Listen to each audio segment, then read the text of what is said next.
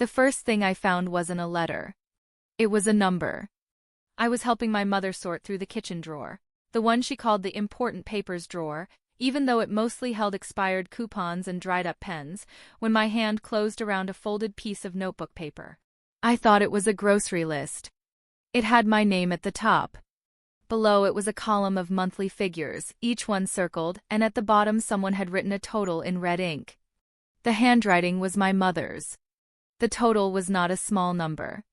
I stood in that kitchen for a moment with the paper in my hand. The refrigerator hummed.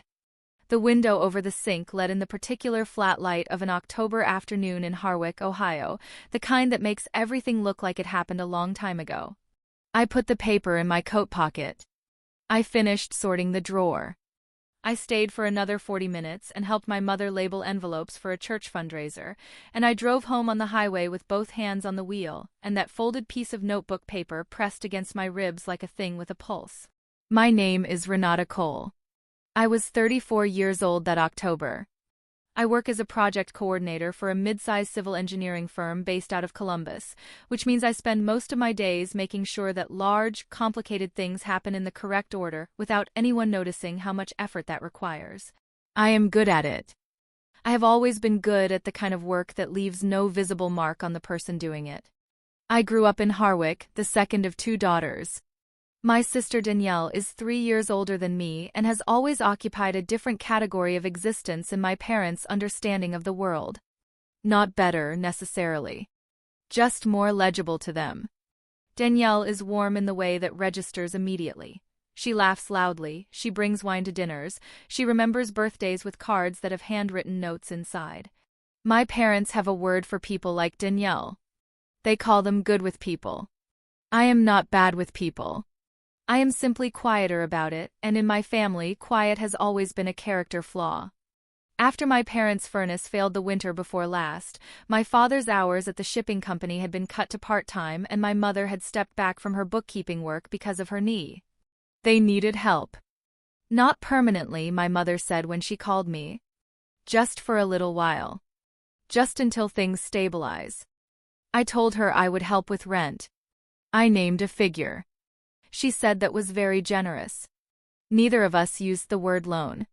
Neither of us used the word arrangement. We said help, and for a little while, and then the months started passing and the figure kept transferring from my account to theirs on the 14th of each month, and no one said anything else about it. I want to be clear about something. I did not help my parents because I expected recognition. I helped them because they needed help and I was the one who could provide it. That is not a complicated thought. It did not require courage or sacrifice in any dramatic sense. It was just arithmetic. They had a gap, I had the means to fill it, so I filled it. What I did not account for was the way a thing can be invisible to the people it most directly serves. For 14 months, I sent $1,340 each month to my parents' account. I know this figure precisely because I am the kind of person who keeps records. I have a folder on my laptop labeled with the year and the word family. And inside it are 14 transfer confirmations, each one time-stamped, each one showing the same originating account and the same destination and the same amount. I also had the printed versions, 14 confirmations, each one punched and sleeved in a black 3-ring binder I kept on the shelf in my home office in date order the way I keep everything that matters. 14 months is not a short time. In 14 months, a person can develop a habit, or quit one, or decide something important about themselves. In 14 months, my parents replaced the furnace, caught up on 2 years of deferred maintenance on their car, and managed to take a 4-day trip to Gatlinburg with Danielle and her husband for her husband's 40th birthday. I was not invited to Gatlinburg. I mention this not because it wounded me in any lasting way, but because it is data. It tells you something about the shape of the thing. During those 14 months, Danielle came home for holidays and sat at the kitchen table and let my mother refill her coffee and talked about her job in pharmaceutical sales and her new house in Westerville and her plans for the backyard. She was genuinely good at being present. I will say that about her honestly. When Danielle is in a room, she makes the people in it feel seen, and my parents have always responded to that quality the way plants respond to a window. I did not begrudge my sister her warmth. What I began to understand, slowly, over those 14 months, was that warmth and contribution are not the same thing, and in my family they had always been treated as equivalent. I showed up in other ways too, not just the monthly transfer. When my father's car registration lapsed and he couldn't figure out the online renewal, I drove to Harwick on a Tuesday evening and sat with him at the kitchen table until it was done. When my mother's doctor changed her prescription and the pharmacy had questions about the insurance, I spent 45 minutes on hold and then another 20 on the phone with a benefits coordinator until it was resolved. These things do not have a dollar value. They have a time value, and time is the thing I have least of, and I gave it without keeping score. I had been the kind of help that doesn't announce itself. The kind that shows up in the gaps, in the hours between other things, in the problems that get solved before anyone has to ask twice. I kept score anyway, in the way that people do when they tell themselves they aren't keeping score. Every unreturned call. Every dinner where Danielle's name came up before mine did. Every time my mother said, "Your sister always makes sure to," and left the comparison hanging in the air like something I was supposed to absorb without flinching. Something had settled in my chest over those 14 months. Not bitterness. Bitterness is hot, and this was not hot. It was more like a slow compression, the way wood gets dense when it dries out over a long time, until it is harder than it was when it was living. The dinner was my mother's idea. She called it a family dinner, which in our family means a Sunday at 6:47 p.m. with the good plates out, and a roast in the oven, and the particular kind of careful cheerfulness that means someone has decided something important is going to be said. I had driven up from Columbus that afternoon, left my apartment on Crestline Avenue just after 2, and arrived in Harwick while the light was still pale and the neighborhood was quiet. I had not been back since September. Danielle was there with her husband, Marcus. My father sat at the head of the table. My mother moved between the kitchen and the dining room in the way she always does, doing 3 things at once and making it look like something other than work. I sat across from Danielle and poured myself a glass of water and watched the candle in the center of the table throw small shadows against the white tablecloth. Marcus asked me about the firm. I told him we had a bridge project outside of Dayton that had been running 6 months longer than contracted. He nodded and asked the kind of follow-up question that meant he was actually listening, and I remembered, not for the first time, that Marcus was someone I would have liked more if I had seen him more often. The roast was good. The first 20 minutes were fine. Then my mother sat down and looked across the table at me with the expression she uses when she is about to say something she has practiced. "Renata," she said, "I just want you to know that we love you." "We do. But sometimes I worry about you. You're so closed off. You don't let people in." I said, "I'm here, Mom." "You're here," she agreed. "But Danielle knows how to be part of a family. She makes the effort." I looked at Danielle. Danielle looked at her plate. "Danielle drove 4 hours last month just to help me repot the garden," my mother continued. "She didn't have to do that." "That was a Saturday," Danielle said, quietly, in the tone of someone trying to reduce the temperature of a room. "It was," my mother said. "And it meant the world to me." She looked back at me. "I'm not trying to make you feel bad, sweetheart. I'm just saying you're not half the woman your sister is when it comes to family. You never have been." The table went quiet. I heard Marcus set his fork down. I heard my father clear his throat. Something went still in my chest, not anger, not yet, not even hurt, just a kind of calibration, the way a level finds its bubble. I looked at my mother for a moment. Then I looked at my father. Then I pushed my chair back from the table. "Then she can start paying your rent," I said. My father's face changed. It went through several expressions quickly, the way a screen flickers before it settles. He said, "Rent? What rent?" "The rent I've been sending you," I said. 14 months. $1,340 a month. My mother said, That's not rent, Renata, that was a gift." "I never called it a gift," I said. "You never called it anything," my mother said, and her voice had shifted into the register she uses when she is repositioning, warm still, but with something underneath it. "You just sent it. We were grateful, of course we were, but you can't." "How much?" my father asked. He wasn't looking at my mother. He was looking at me. $18,760, I said. Over 14 months. Danielle said, I didn't know. I know you didn't, I said. My mother sat very straight. We would have told her eventually, Renata. We didn't want to make her feel obligated. But you wanted me to feel obligated, I said. That's not fair, she said. That's not fair and it's ungrateful. We have given you everything. Mom, I said. Everything, and you sit here and make this into some kind of... Mom, I said again quietly.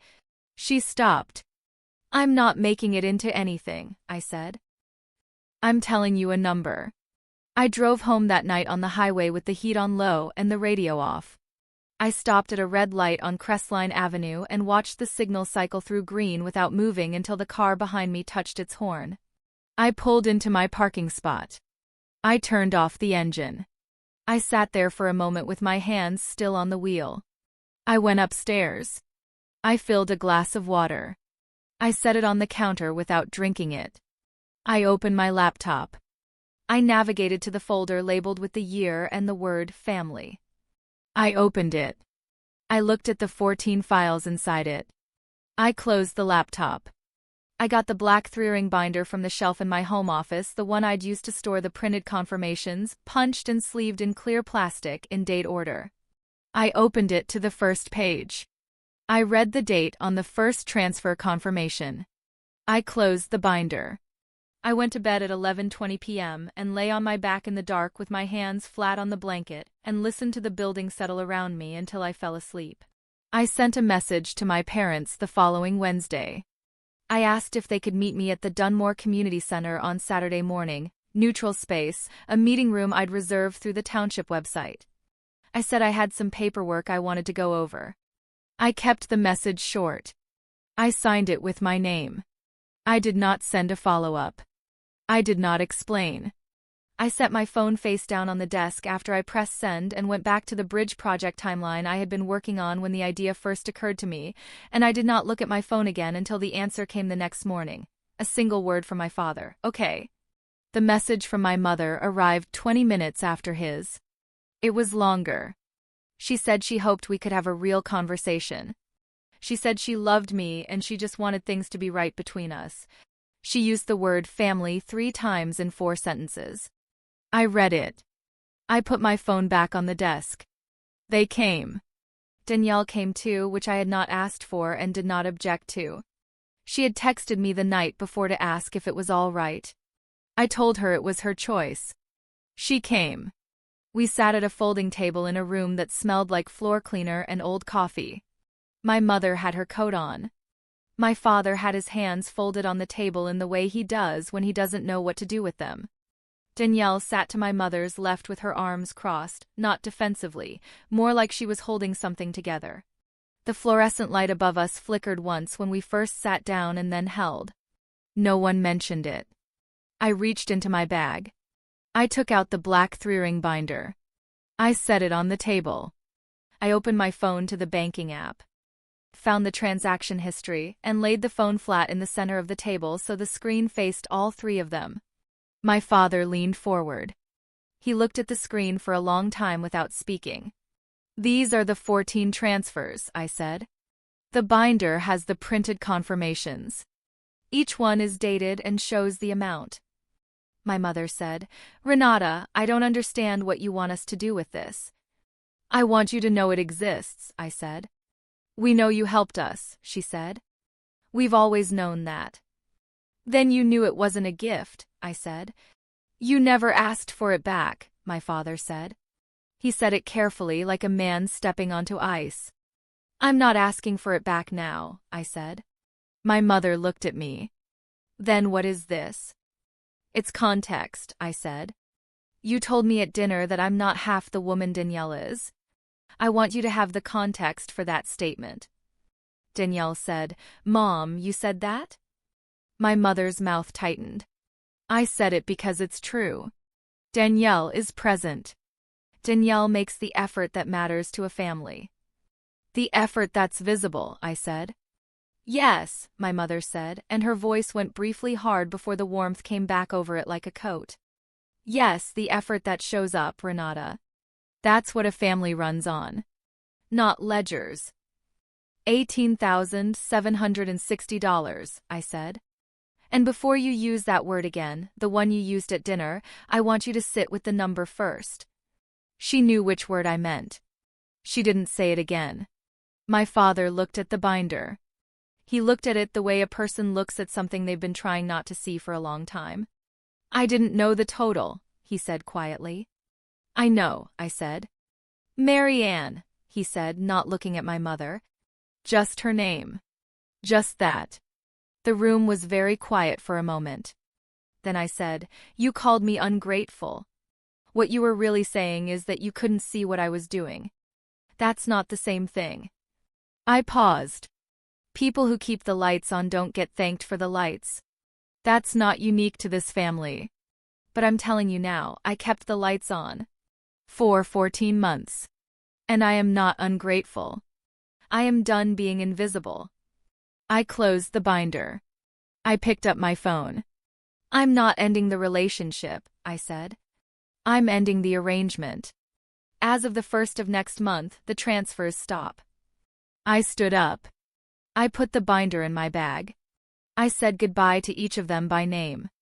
I walked out into the parking lot in the thin November air and got into my car and drove back to my apartment on Crestline Avenue and did not cry until I was inside with the door locked behind me, and even then it was brief. Not grief, not relief, just the body finishing a thing it had been holding for a long time.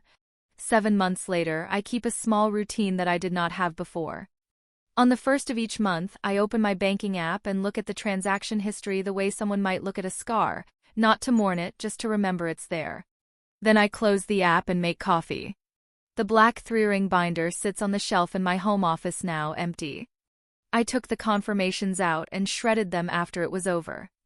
I kept the binder because it was a good binder, heavy gauge, the kind that lasts, and because it cost me $11 at the office supply store on a Tuesday evening after a long day, and that seems like a thing worth keeping.